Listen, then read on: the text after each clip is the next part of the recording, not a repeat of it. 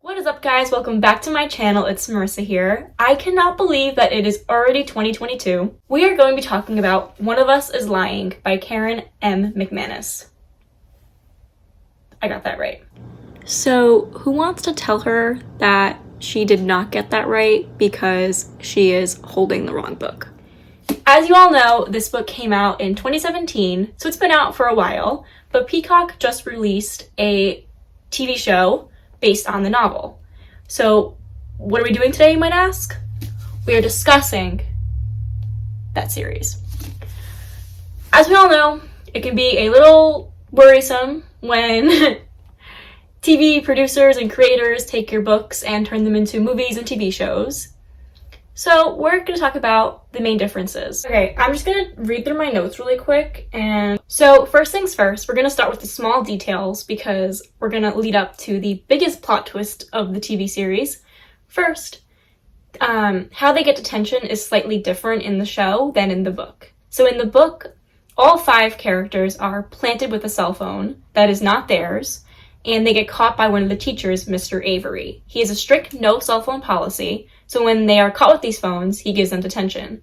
Even though Brownwyn does say that this is not her phone, she has no idea how it got in her backpack, her phone is in her locker. The teacher did not care. They all had detention. Whereas this is slightly different in the TV show. They all get detention for their cell phones, but for different reasons. Brownwyn is still planted with the fake cell phone, so that has stayed the same. But the other characters have slightly different reasonings. Addie, her phone alarm ended up going off, which is kind of weird because she never set a phone alarm. So that was a key, like a small difference, but something that I remember from the show. Also, the role of the teacher in the novel and the book from the series is much different. In the book, the teacher is a male, Mr. Avery. He plays no role in the novel whatsoever, other than giving them all detention. He is mainly a side character that gets them to their destination of being in detention. However, in the TV series, Mrs. Avery plays a much larger role. She was always seen as a super hard, no-nonsense kind of lady, but it is later shown that she actually greatly cares for her students. And this ties in with Vanessa. In the book, Vanessa is a very catty, mean girl, you know, just like every high school book, even real life, has. So she is just the mean girl in the book, you know. But in the series, the TV series, she ends up getting pregnant and she does not want to keep the baby. So she's on her way to get an abortion by skipping class. Mrs. Avery finds her in the hallway, questions her. Vanessa breaks down and explains to her what's been happening in her life. And Mrs. Avery offers to actually drive Vanessa to the appointment and help her get there and be a very good support system for Vanessa during that time. And for that, Mrs. Avery was amazing. However, that unfortunately goes against laws and teachers. I don't know about in real life, but in this novel, that is against the law for a teacher to do. So Simon finds out about this and he uses it against her. And he says that if you do not make sure all 5 of these kids are in detention today, or whatever day, I'm going to tell everyone what you did. And to hope not lose her license, her job, or anything like that, she agrees. However, it is not made clear what she knows she is agreeing to, other than the fact to keep her own secret safe. So that's one of the major differences, is that the teacher in the book and in the show have 2 different roles altogether. The plotline with Vanessa is not a part of the book at all. That never happens. So that is one of the first and almost second, so like 1.5 differences that I've seen.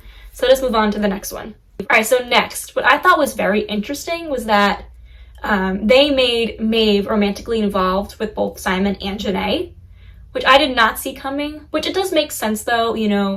When it comes to the TV shows, they need to kind of make it more concise. And when you have too many characters going on, things get very confusing. In the novel, Maeve gets drunk at a party and something happens with one of the basketball players. I can't remember exactly what happens now. It's been a while, but that was Simon's original post about her in the novel, that she was involved with a basketball player, and that was the story.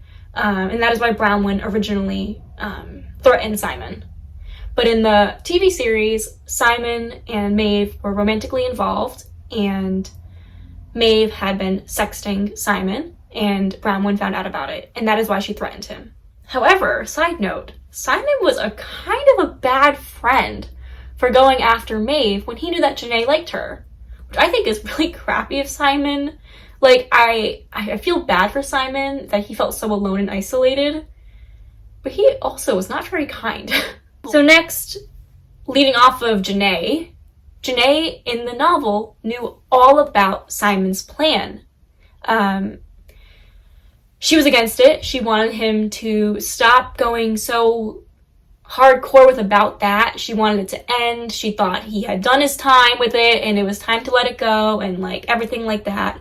So Simon had filled her in on his plan of what he was going to do, which was, if you don't remember, which was to mimic the effects of a mass shooting in a high school.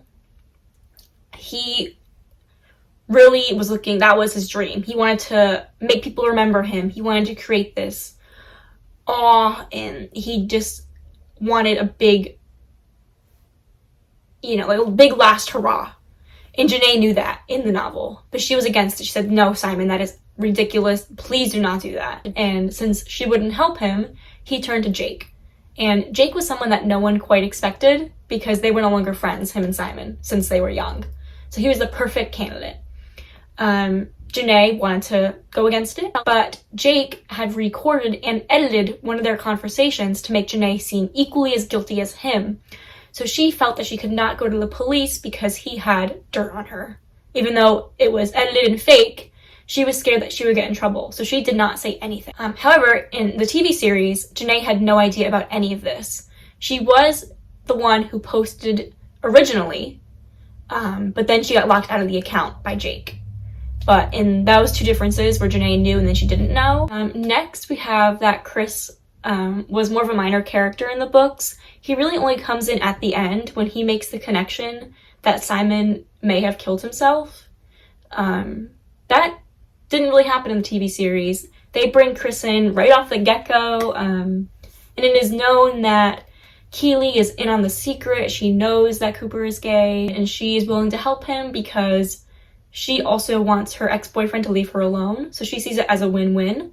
In the novel, that is not true. No one knows. Cooper is completely in the closet other than Chris knowing. So that was another difference in the novel versus the TV show. Next we have that Bronwyn and Nate were more of a thing. The TV show hinted at it, but never actually gave them the chance to blossom. And if you have finished the show, you would know that at the end of the last episode of the season, Nate says to her, I forget exactly what he said, but it was like we don't belong together. Then he walks away and they don't speak again. Whereas in the end of the novel, Bronwyn and Nate end up dating officially once everything is solved and everything. So that's another key difference. It showed them talking on the burner phone in the TV show, but not as intently or like as romantically as it was in the book. And then lastly, this was the biggest plot twist of the whole series, and this is one of the biggest differences I think between the novel and the TV show, is that in the TV show, Jake killed Simon. It was actually Jake who dared Simon to do it. However, it was going to be played up as a prank. So what was going to happen was that Simon would ingest the peanut oil, have everyone freak out, be really worried about him, and then Jake would swoop in last minute with the EpiPens and save him. And it was more of like a harmless prank almost.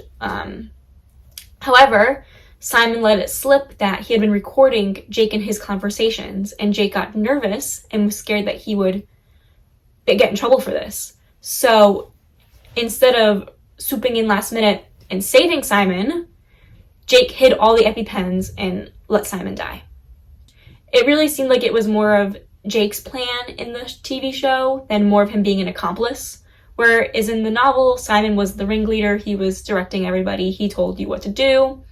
And then, side note, back to Janae, he had told her to give the police a handwritten note from him saying, like, hey, I staged this. I just wanted to give everyone a year of hell, pretty much. And now it's fine, so don't worry about it. So, which is, oh my god. But in the TV show, Simon was not supposed to die. that was supposed to be a prank that would be resolved, and they would, you know, have a nice little laugh about it, I guess, even though it's not really funny. But that was one of the biggest differences between the TV show and the novel, is that Jake actively killed Simon. When I was actually reading the book for the first time, I did think it was Jake. Like, if I'm being totally honest, he gave me really sketchy, creepy bad boy vibes. Not in like a hot bad boy either, in like a I'm gonna murder you bad boy. Just the way he treated Addie, I thought was horrendous, you know. So I didn't trust him right away. There's something not right about this character. He seems way more involved than he is made out to be, but I did not expect it to be like a co-conspired plan that Simon led. I really thought Simon was murdered. I did not even think of suicide as an option. But I guess I probably should have, because right away I knew that Addie, Nate, Bronwyn, and Cooper did not kill him, so who else would that leave, I guess? But that caught me by surprise. Yeah, I think Peacock did a pretty good job recreating the book. There was some key differences, but I feel like there almost had to be to keep you interested, you know. Well, you've already read the book, you already know what's going to happen, so you may not be as inclined to watch it. But with there being a lot of differences, hopefully that would make you want to watch it. And I thought it was kind of good. I liked it, you know. Okay guys, that pretty much wraps up today's video. I really hope you enjoyed it, and I really hope you are as excited about 2022 as I am. So thank you so much for watching, and stay tuned because there will always be more. Bye guys!